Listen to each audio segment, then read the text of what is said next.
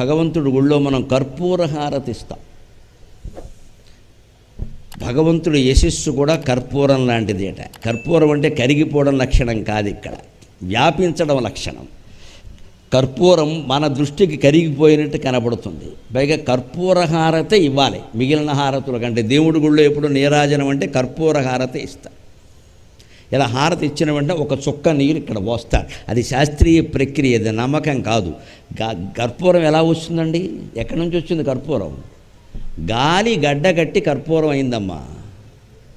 గాలి కొన్ని పరిస్థితుల్లో గడ్డ కట్టి కర్పూరం అయింది.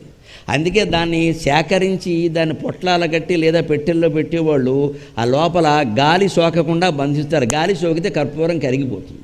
అందుకే మీరు కావాలంటే కర్పూర బిళ్ళలు తీసి విడిగా పెట్టండి, ఒక గంట తర్వాత చూడండి, బెళ్ళ ఉండదు, పెట్టే ఉంటుంది అక్కడ. గాల్లోకి వెళ్ళిపోయింది. ఎందుకని? గాల్లోంచి వచ్చింది, గాల్లోకి వెళ్ళిపోయింది. ప్రతి జీవి అంతే, ఎక్కడి నుంచి వచ్చిందో అక్కడికి వెళ్ళిపోతుంది లెక్క.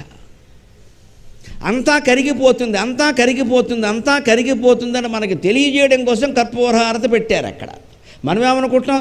కర్పూరహారతి ఇచ్చాకే నాకు ₹1,00,00,000 వచ్చాయి. నీ ₹1,00,00,000 కోసం హారతి ఇవ్వలేదు, అక్కడ కరిగిపోవడానికి ఇచ్చారు. మాట్లాడక, నీకు వ్యాఖ్యానం తెలియదు. వచ్చిన కోటి కాదు 100 కోట్లైనా కరిగిపోతాయి. జాగ్రత్త పడు, జాగ్రత్త పడు, జాగ్రత్త పడు. కరిగిపోకముందు ఏం చేయాలో వచ్చేయి. అంతేగాని ఇవాళ గొళ్ళల్లో వచ్చిన అహంకారం ఏమిటి? నేను వచ్చాను హారతి ఇవ్వలేదు, ఈయన ఎవడో ఎక్కడ. దేవుడు ముఖం మసిబారిపోతుంది వచ్చిన వాడికల్లా హారతి ఇచ్చేసరికి. ఎవడొస్తే అప్పుడు వాడికి, ఎప్పుడు వస్తే అప్పుడు హారతి ఎలా ఇస్తారండి? సంప్రదాయం లేదా? పొద్దున్న ధర్మకర్త గారి పేరు మీద ఒక అర్చన చేస్తారు, మళ్ళీ సాయంత్రం చేస్తారు, అంతే హారతి. 2ంటికి 3ంటికి 6ంటికి హారతలేటండి మన అహంకారాలు. ఒక పెద్ద ఆయన వచ్చాడని కానీ హారతి అవసరం లేదండి, ఇవ్వక్కర్లేదు. పాదుకలు ఇస్తే చాలు, ఎవడొచ్చినా అంతే. ఇంకా అక్కడి నుంచి మొత్తం హడావుడు చేసాడు ఇక్కడ. చిన్నవాళ్ళు వస్తే లఘుమంత్ర పుష్పం, పెద్దవాళ్ళు వస్తే పెద్ద మంత్ర పుష్పం. ఇదో ఆయాసం ఇక్కడ. ఈ నటన అవసరం లేదండి. దీనివల్లే దేవుడు ఉండడు ఇక్కడ. మనకు అహంకారాలు కావాలి, నటన కావాలి, పెత్తనాలు కావాలి, ఆర్భాటాలు కావాలి. దేవుడు అక్కర్లేదు. దేవుడు కావాలనుకున్నాడు ఇవన్నీ కోరడం. నా కోసం ఇది చేయండి అని మనం గుళ్ళోకి వెళ్ళి అడుగుతున్నామంటే అది అజ్ఞానం. దేవుడు హర్షించడు దాన్ని. అక్కడ ఏం జరుగుతుందో చూడు, బయటకు వచ్చేయి. నీ ప్రాధాన్యం ఏం లేదు ఇక్కడ, నీ ప్రత్యేకత ఏం లేదు ఇక్కడ. ప్రత్యేకతను కోల్పోవడం, ప్రాధాన్యం కోల్పోవడం, కర్పూరంలా కరిగిపోవడమే జీవితం. సిద్ధంగా ఉన్నావా లేదా? అందుకోసం హారతి. ఇప్పుడు ఊళ్ళో జరిగే ప్రతి చర్య ఎంత గొప్పదండి.